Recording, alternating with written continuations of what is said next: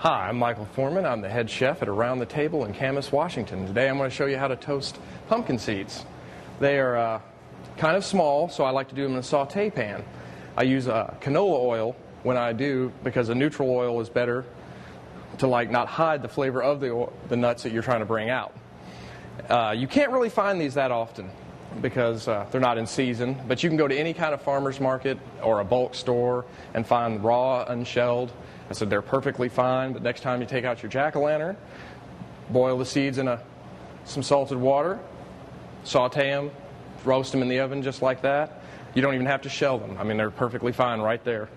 I'm going to use a little olive oil because generally I will use it to make a pesto, so it brings out a different kind of flavor, adds a little bit fruitier flavor. But if you use a neutral oil, as I said, like canola, you're not hiding the flavor you're trying to bring out.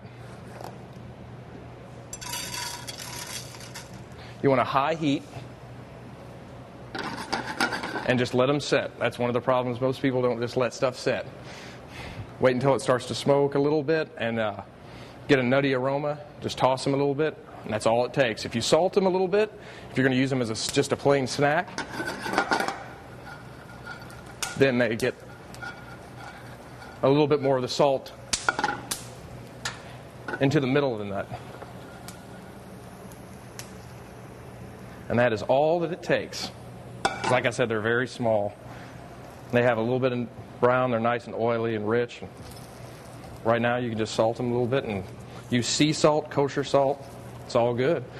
I love to use them in a pesto. Anytime you're going to use pine nuts or in a Waldorf salad or anything like that, you can replace them with pumpkin seeds, and it gives a nice, nutty flavor.